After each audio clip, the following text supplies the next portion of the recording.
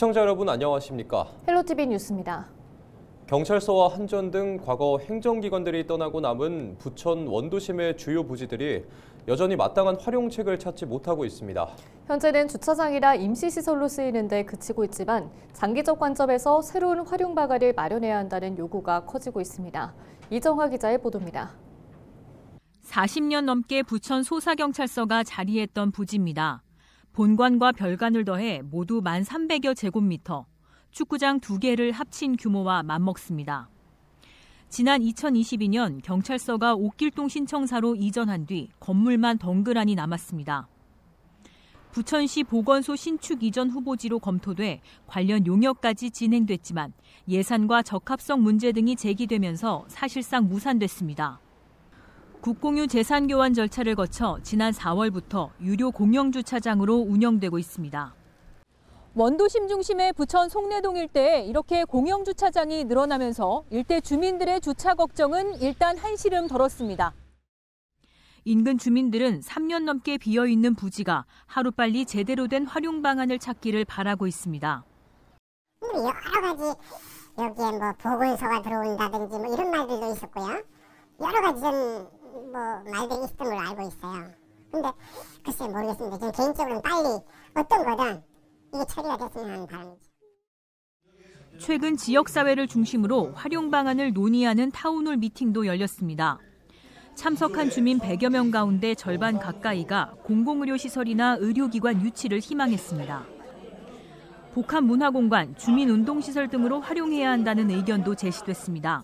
매우 귀한 땅들입니다. 여기에 어떤 시설을 드리는 게 주민들의 뜻에 가장 부합한지 고민을 해보니까 과연 여기에 어떤 시설을 드리는 게 좋을지 또 딱 이렇게 답이 나오지는 않고 그래서 과거 한정 건물이었던 부지는 현재 부천 콘텐츠 센터로 임시 활용하고 있습니다.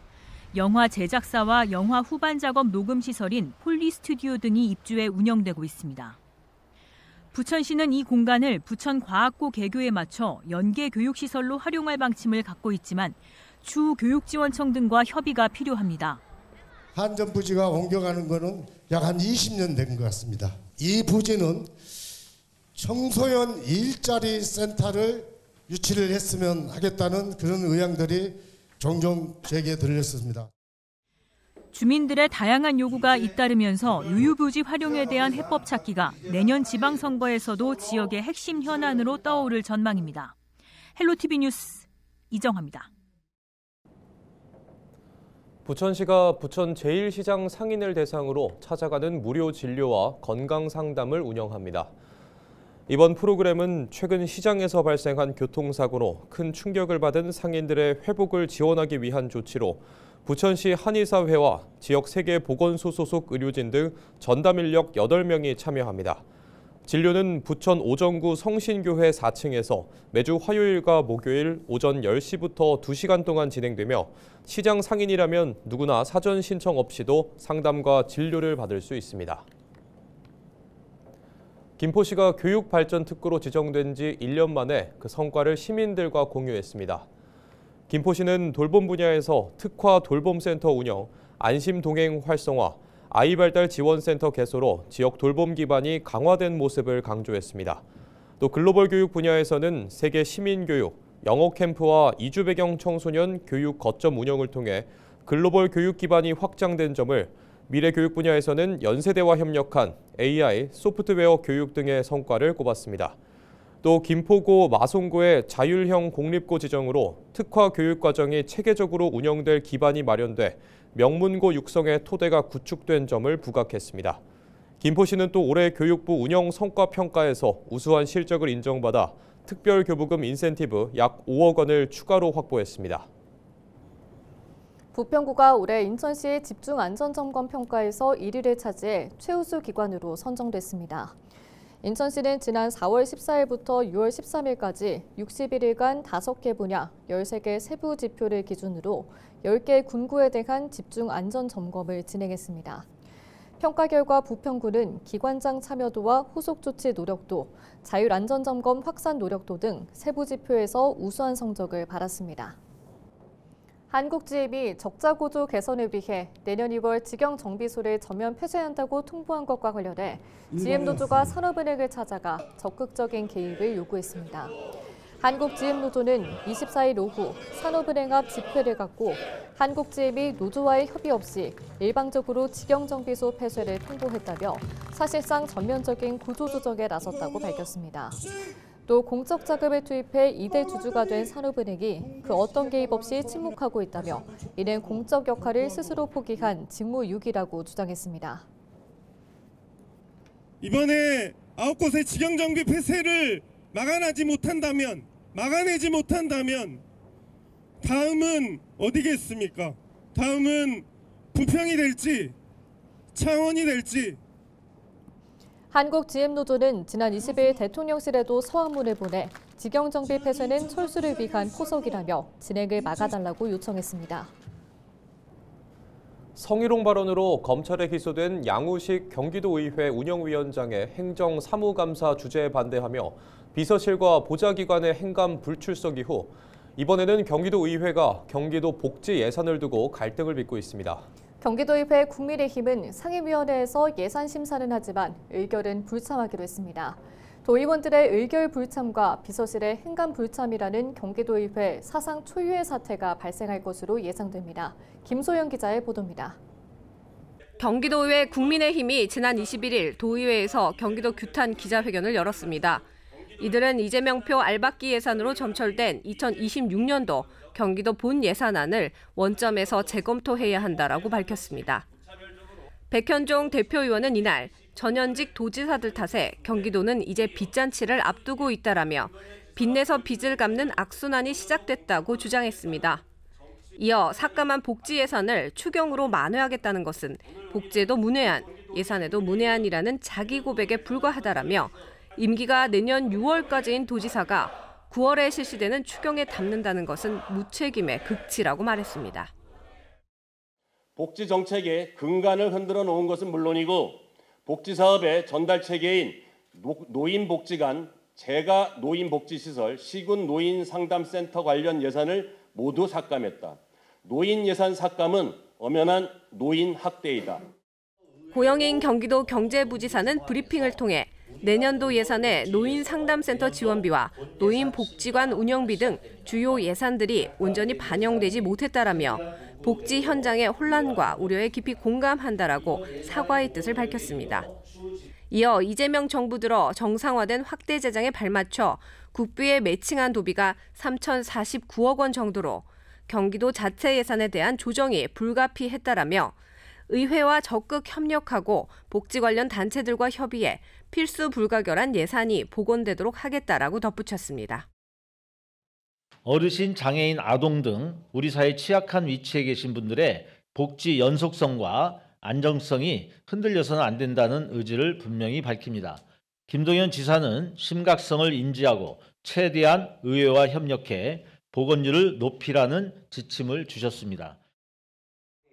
국민의힘은 지난 21일부터 진행하는 각 상임위원회에 내년도 본예산안과 올해의 마지막 추경 예산안 심사만 참여하고 의결에는 불참하기로 결정했습니다. 도의회 13개 상임위원회는 국민의힘과 더불어민주당이 모두 동수로 배치돼 국민의힘이 의결에 불참할 경우 안건 통과는 불가능해집니다. 헬로티비 뉴스 김소영입니다.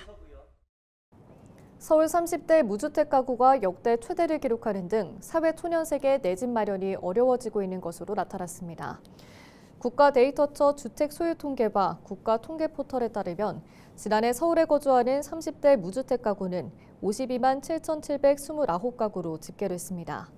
이는 전년보다 17,000여 가구가 증가한 것이며 관련 통계가 작성된 지난 2015년 이후 최대치입니다. 이 같은 원인은 서울 중심의 집값 급등에 취업과 결혼이 늦어지면서 주택 매입 시기를 늦추는 점이 원인으로 분석됐습니다. 인천시 교육청의 추경 예산이 감액됐습니다.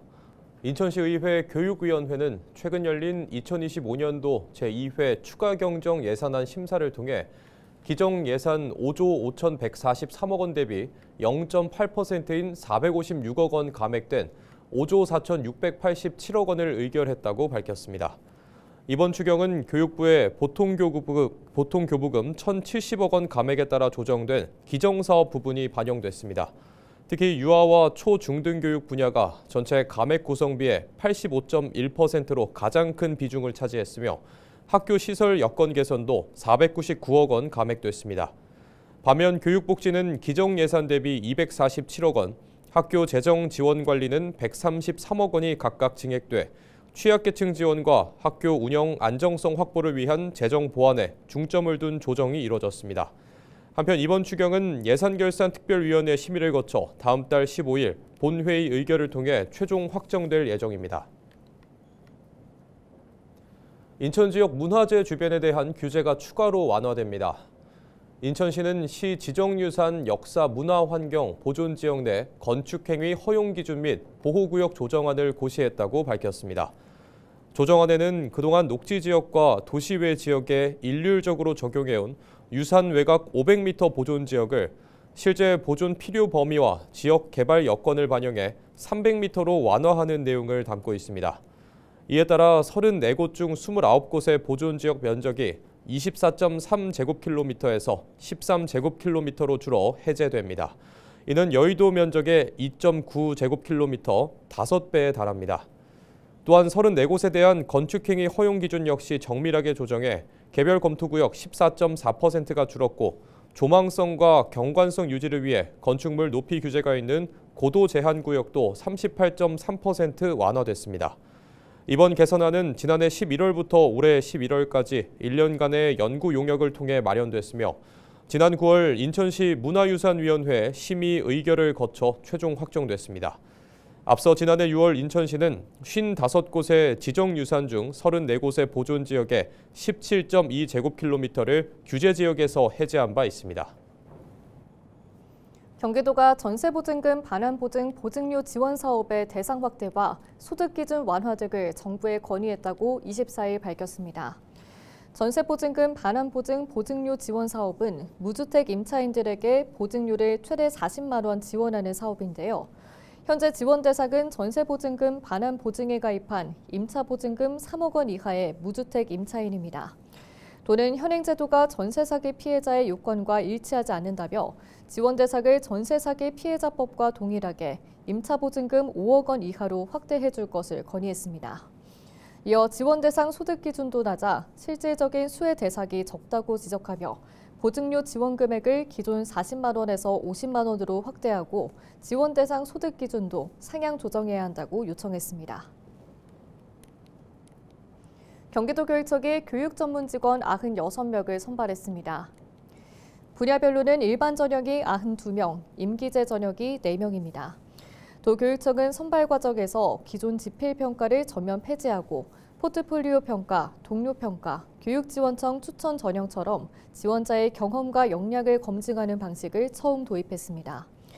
최종 합격자 96명은 내년 1월 직무 연수를 거쳐 3월부터 순차적으로 교육 현장에 배치될 예정입니다.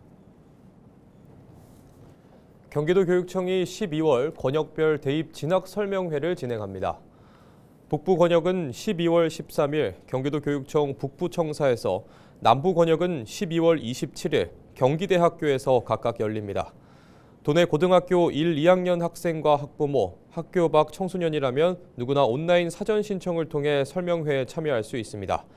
이번 설명회에서는 2027학년도 대입 전형과 2028학년도 대입 제도 개편 방향에 대한 특강을 비롯해 1:1 진학 상담도 이뤄질 예정입니다. 인천시가 12월 한 달간 인천사랑 상품권인 이음카드 구매 한도를 늘리는 복드림 이벤트를 진행합니다. 이번 이벤트는 다음 달 1일부터 31일까지 한 달간 진행되고 이음카드의 구매 한도를 기존 월 30만 원에서 월 50만 원으로 상향합니다.